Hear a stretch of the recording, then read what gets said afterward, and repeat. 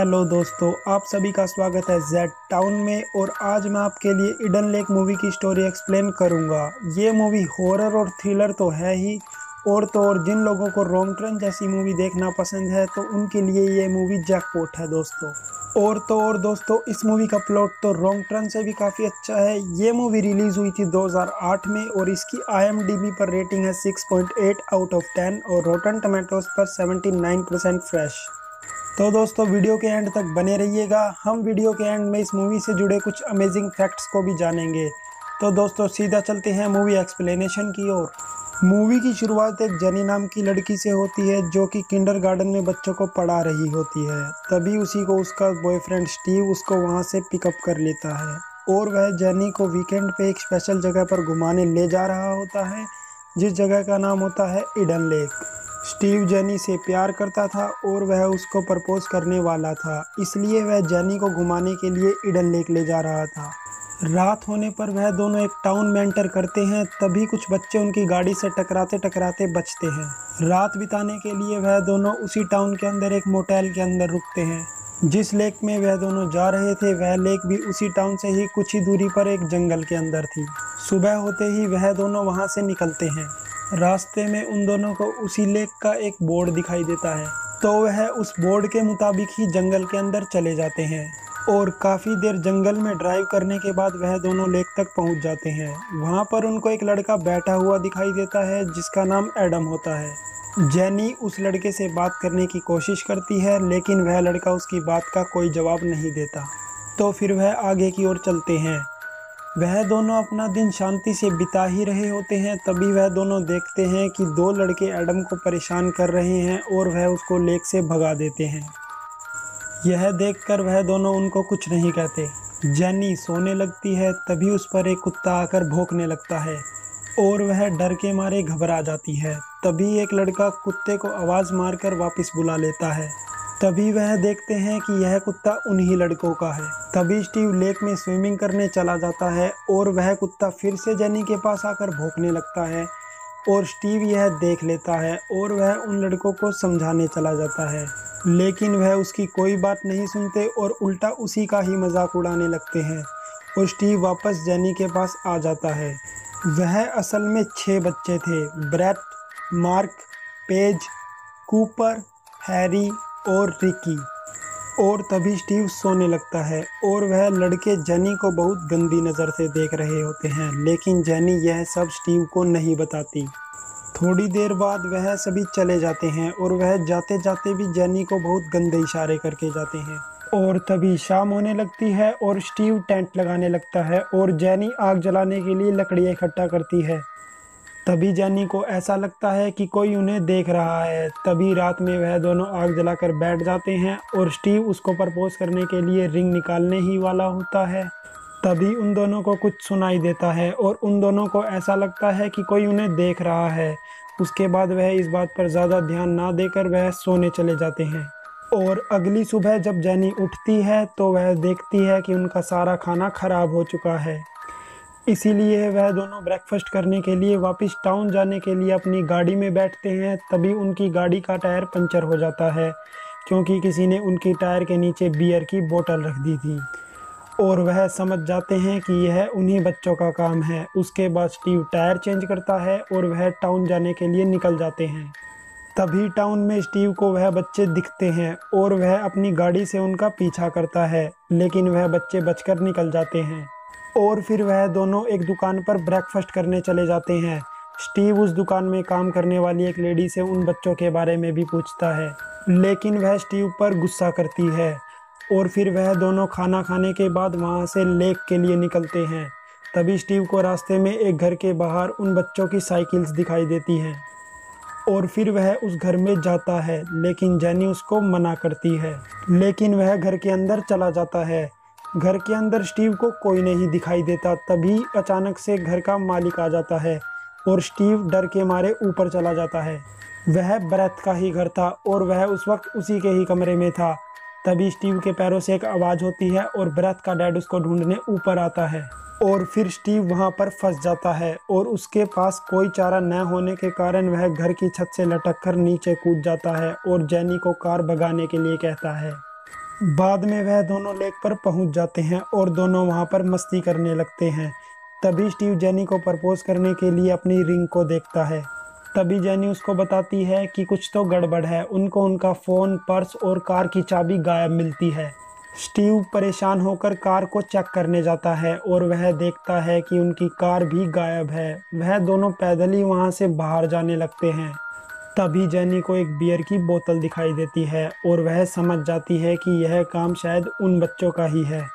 तभी सामने से कोई उनकी कार से उनको मारने की कोशिश करता है, लेकिन वह दोनों बच जाते हैं। वह दोनों देखते हैं कि उनकी कार में वह बच्चे ही बैठे थे और ब्रेथ उसको चला रहा था। फिर वह वहां से कार लेकर भाग जाते हैं।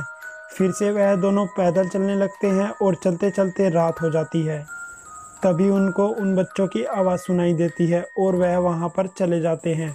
तभी वह वहां पर देखते हैं कि वह बच्चे एक जानवर को पिंजरे में बंद कर कर उसको मार रहे थे और स्टीव उनसे अपनी कार वापस मांगता है। तभी ब्रेथ कहता है कि उनकी कार उसके पास नहीं है। वह दोबारा अपना सामान मांगता है, लेकिन वह मना कर देते हैं। जेनी स्टीव को वापस चलने के लिए कहती है, लेकिन तभी ब्रेथ की जेब में स्टीव का फ़ोन बजने लगता है और वह फ़ोन लेने जाता है।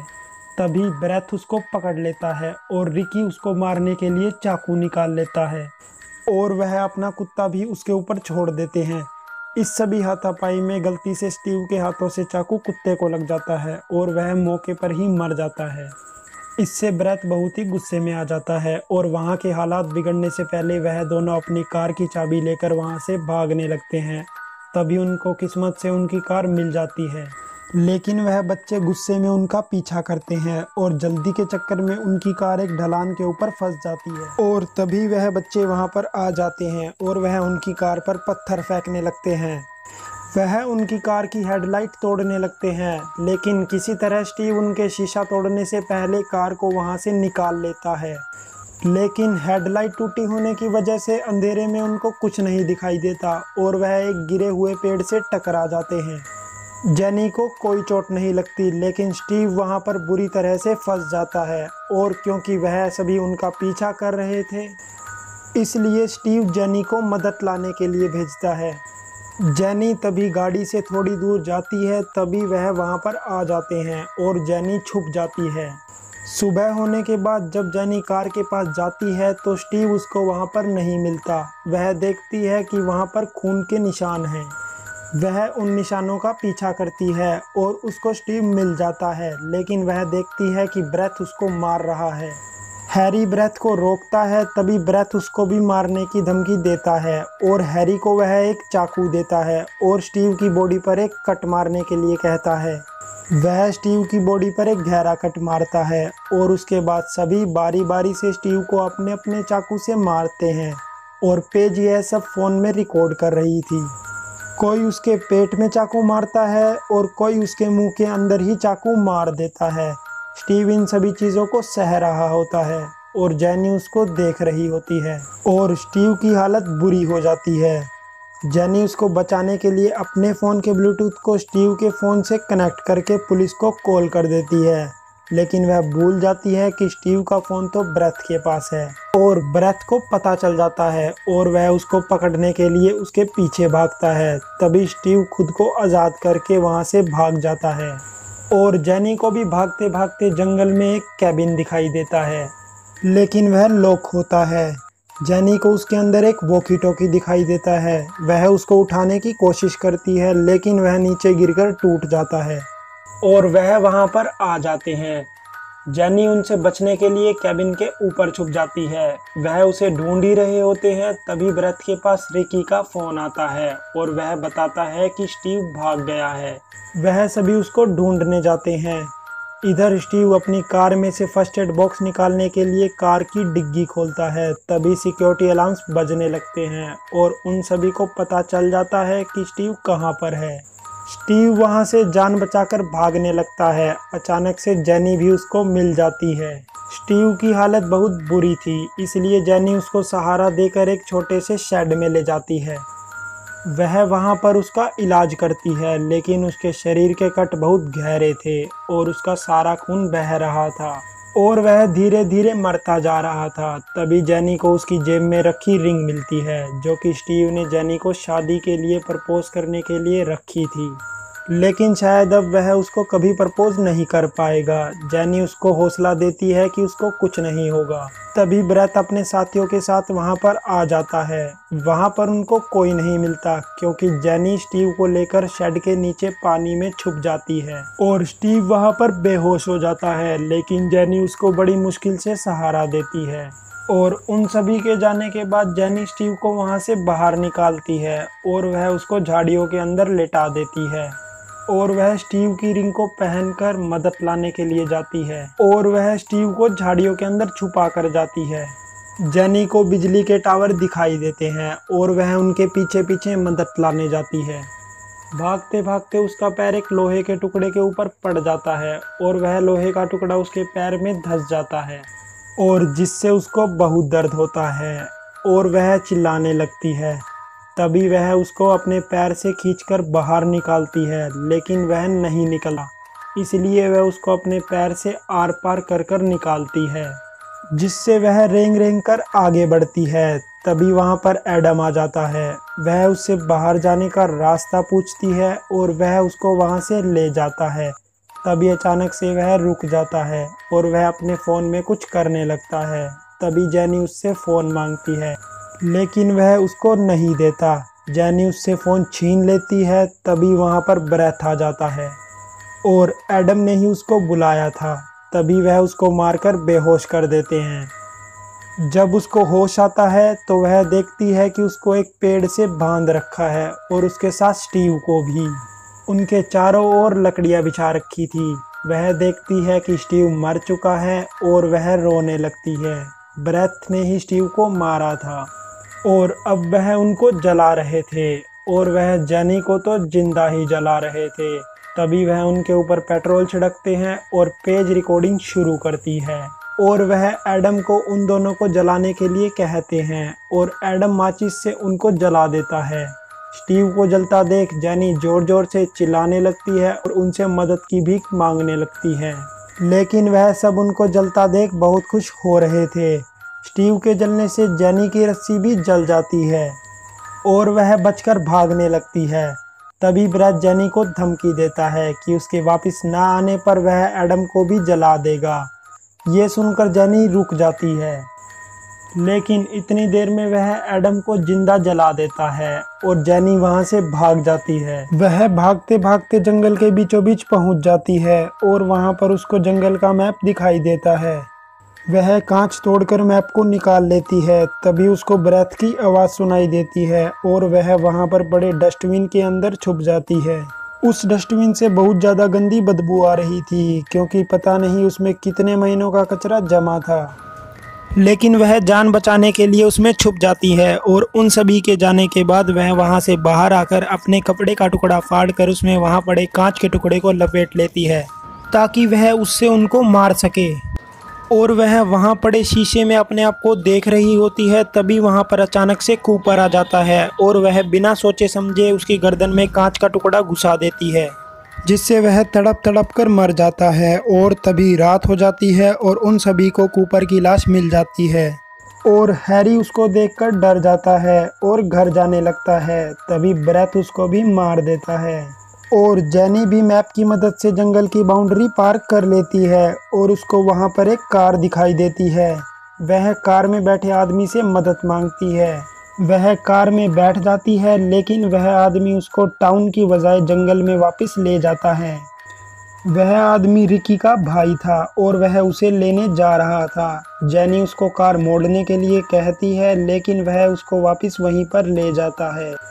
और तभी जेनी मौका देखकर कार को लेकर भाग जाती है।